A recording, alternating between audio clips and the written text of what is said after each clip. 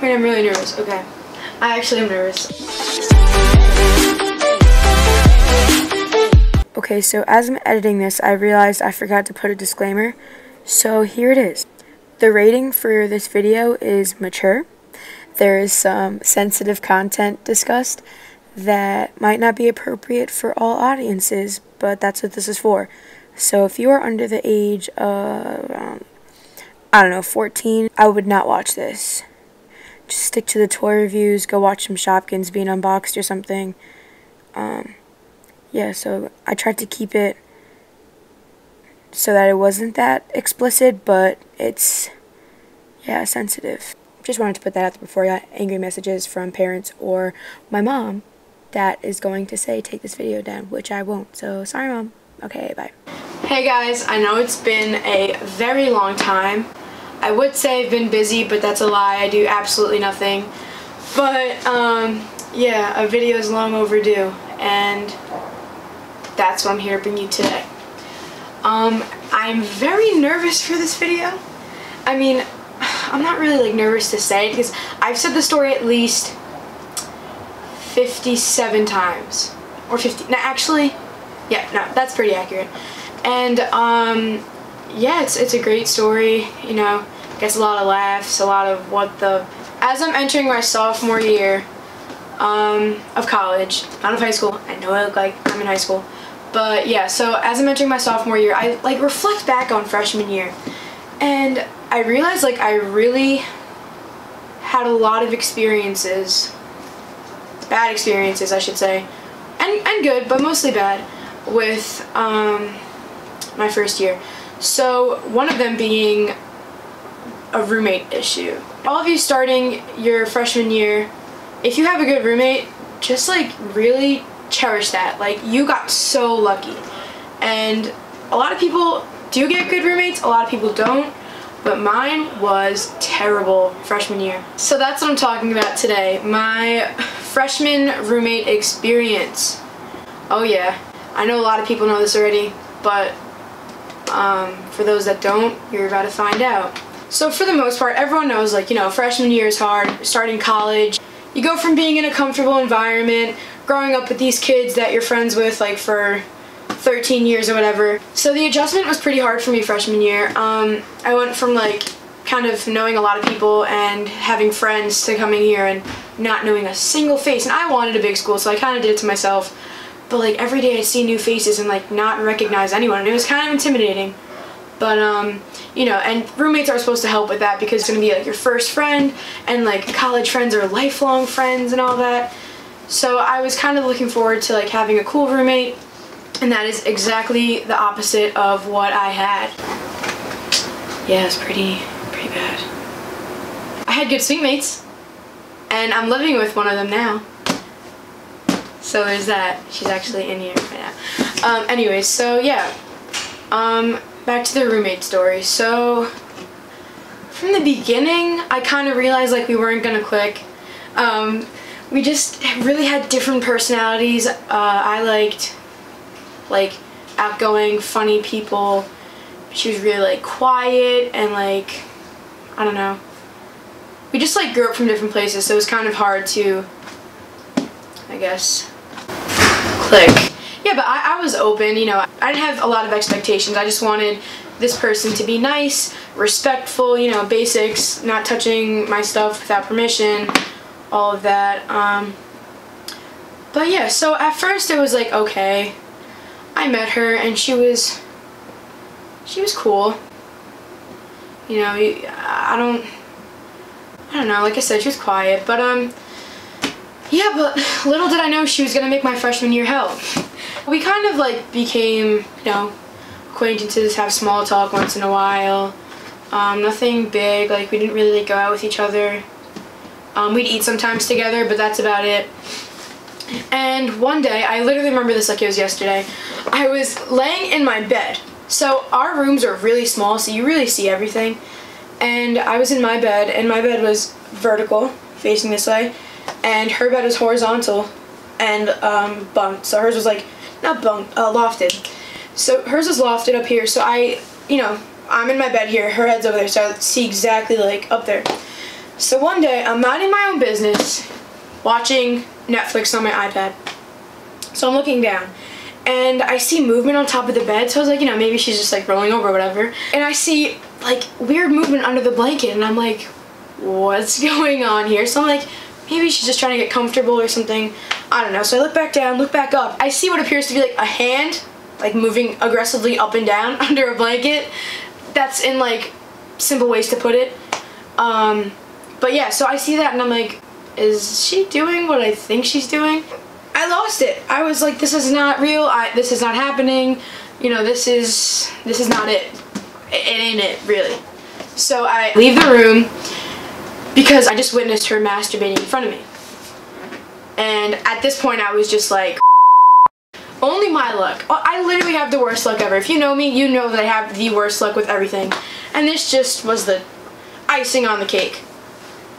But yeah, so I was like, okay, maybe it's a one-time thing. Maybe she knew I was in the room when she knew I was in the room. The lights were on. It was like daytime. Like, don't tell me you didn't know I was in the room.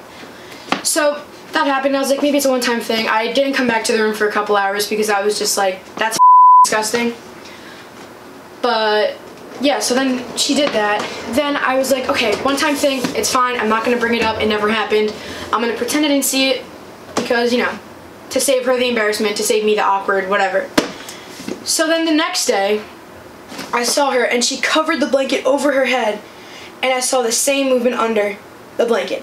And at this point, I'm like, she's not serious. Like, are you kidding me? And I want to point out that I was never in the room. I had some friends from school from my high school that came here. I'd be in their room. I'd, you know, be in the dining hall or something, or just, I was never in the room. Library, you name it, I was there. I was never in the room. I came to sleep, maybe nap, but that's it. I didn't do any work in there. So I found it weird that anytime I went into the room, she was doing that. I saw her doing it again, and her head was covered this time, so I was like, oh my god. At first, I gave her the benefit of the doubt. I was like, maybe she's trying to take a nap, because it was daytime, so I was like, okay, maybe the lights are, like, the sun is out, and she doesn't want to see that when she's napping, so she put the blanket over her head. No, that wasn't it. She was doing it again. And the next day, doing it again. And kept going. And there was one point where I was like, I can't do it anymore. So I went to go talk to the residential director or something, like the guy who's in charge of our living space. And he was like, there's nothing I could do for you. Like, talk to her. Just have a conversation with her one-on-one. And I'm thinking to myself, how the am I gonna have a conversation with someone who's been masturbating in front of me, saying, oh yeah, hey, I saw you masturbating in front of me. Is it cool if you just like not do that anymore ever while I'm in the room? You can't just say that to someone. So I did send her a text because I cannot do confrontation. That's just how I am. I can't. I was telling friends and family at first, and they were like, oh, just tell her to stop. Just go talk to her and say, hey, can you stop that? Like, what are you thinking? That's just not how I am. And I know probably some people would do it, but it's really different if you're in a situation rather than being on the outside of it saying what you would have done. But yeah, for me, I couldn't do that. So I sent her a long text message with like other issues that I had with her. Like, the other issues weren't as big as that one. That was kind of the main one, so that's really what I'm talking about. But she was just overall a mess. But anyways, so I sent her a text saying, you know, I know as humans we have desires and needs, but if you could not do that while I'm in the room or even in the suite, just don't. I will leave the room if you just want to do that. I'm never in the room. Okay, but whatever. It's over. But yeah, so I told her that. This was during breakfast because I sent the message really early, so I had time to leave the room and just like, you know, give her space to, you know, register all of that. Because it's embarrassing. Like, I get it. Like, I didn't want to talk to someone about that. So I left the room, sent the message, and 4 minutes after she responded to me with that. And she said, yeah, I'm sorry, I didn't know you were comfortable. I won't let it happen again or something. As soon as she sends that text, I'm thinking about it. I'm like, wow, she responded pretty fast. That's 4 minutes.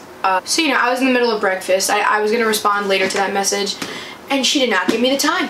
I was in the middle of eating cereal, and she calls me.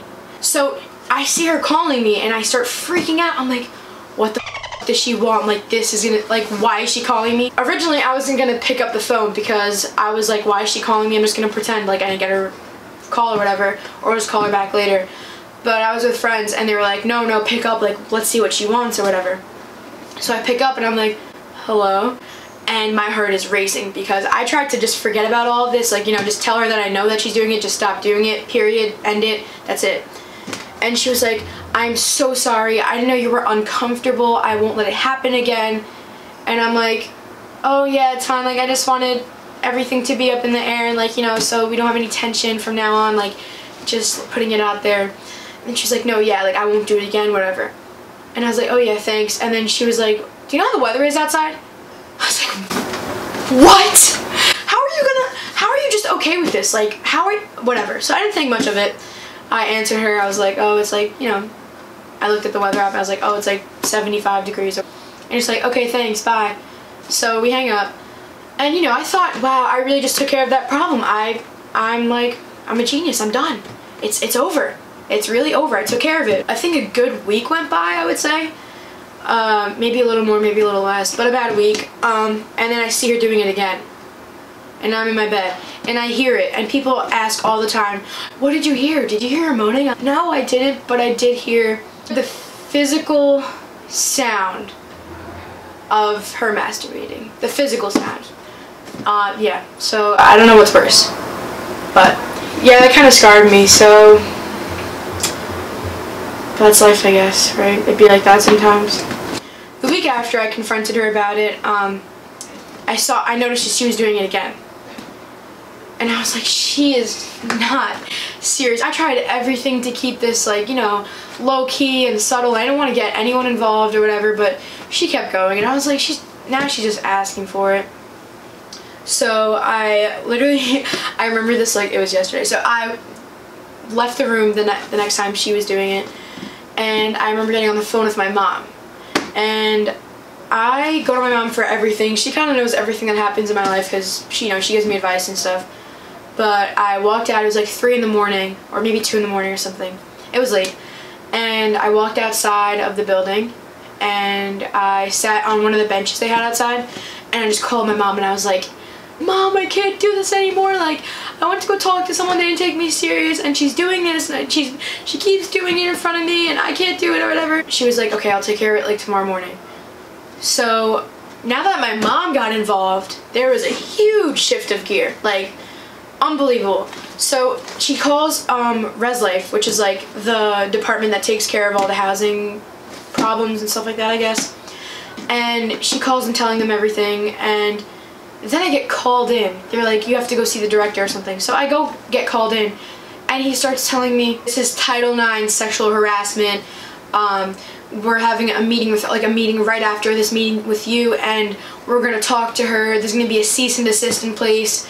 And for those of you that don't know what a cease and desist is, because I know I didn't, it's basically like a restraining order where we can't like be in a small room together or like in a group. We can't talk to each other, like put a hand on each other. Like we can't touch each other. We can't, you know, all of that. And if any of those things are broken, like if one of us does touch another or talk to another, whatever, the police get involved and you can get arrested.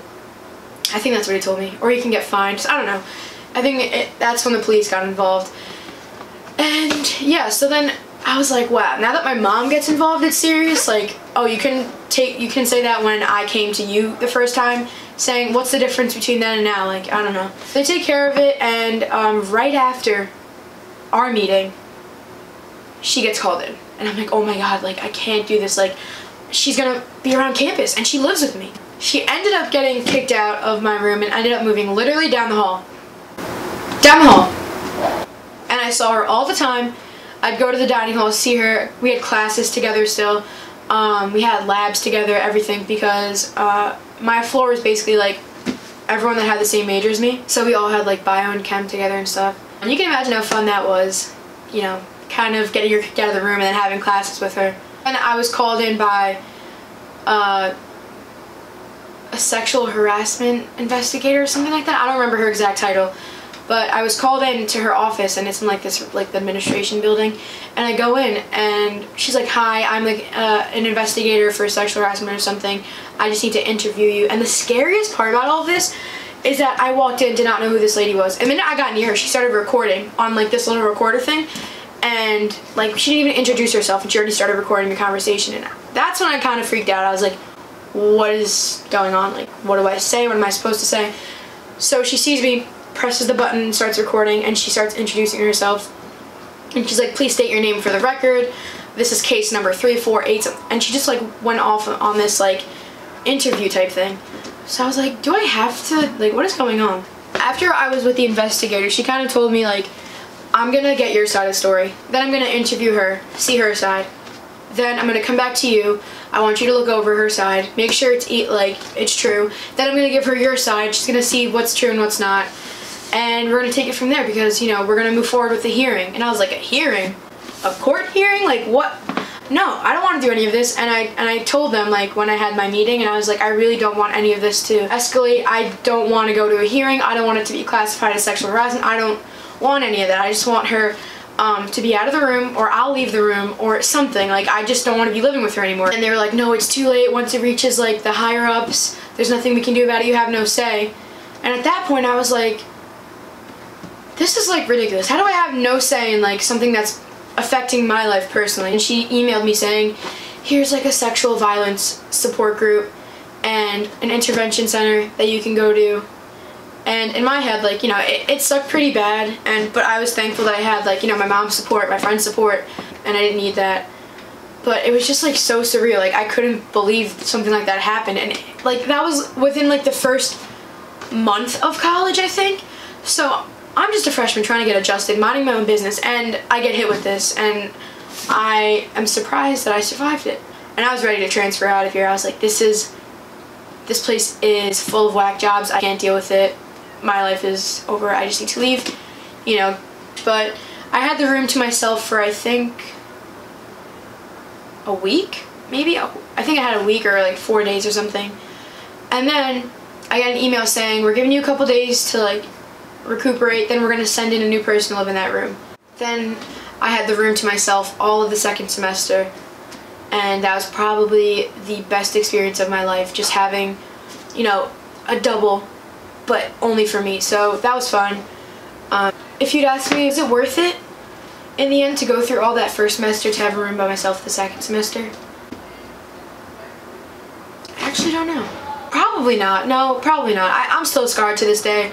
I see this girl all over campus. Yeah, that's basically what happened first year that I was here. I've gotten a lot of requests to make this roommate video, and when I tell my friends the story, they're like, yeah, you should like make a video about it. And I've always been hesitant because I was like, oh, like what if she sees it over? Now I just don't give a f if she sees it. Like, if she sees this, hi. You know, like, oh, am I lying? You know, now I'm living with my sweet maid, she's fine. We also got lucky with the rooming situation this year. Also, I didn't want to make the video as soon as it happened because it'd be too obvious. And because I don't know who's going to watch it. I know right now I just have, like, you know, friends and family kind of subscribe, no one else. But I don't know if this will blow up. If it does, that's awesome. If it doesn't, I gotta keep trying. I also thought this was a good time because, you know, I'm just starting my sophomore year. A year from now, a year ago I was going through all of this, so it's kind of cool to see how it progressed. And yeah, so that was my freshman year experience. I made it, just a little scarred, just a little bit. But hey, it makes for a great story. Like, every party I go to, every get together with my friends, family, like if someone I work with, like, it's such a good conversation starter, and it's literally an icebreaker. Like, I was at work yesterday and I ended up telling this 40-year-old lady my story. My friends' parents know about it. They'd ask me in the car, or we'd be talking about it, and then, you know, I tell them. It's kind of hard to talk about with like adults because it's kind of weird, but you know, if my mom knows, I don't give a f who knows. So yeah, that was the video that has been long awaited for. Hopefully I get back into the groove of making these videos. With my schedule this year, I have a lot of time. If you like this video, give me a thumbs up. I've never said that before. I hope you enjoyed it, and I hope that today, if you have a good roommate, you go to them, give them a hug, say, I'm thankful that you didn't masturbate in front of me. If you guys have any suggestions, because people that are probably going to be watching this are my friends, if you guys have any requests for a video, you know, shoot me a text or something. And, you know, if this manages to get out into the public besides my community, comment down below what I should do. And I know no one's going to do it, but it's always that 1%. And that's it. Thanks for watching, and I'll see you next video.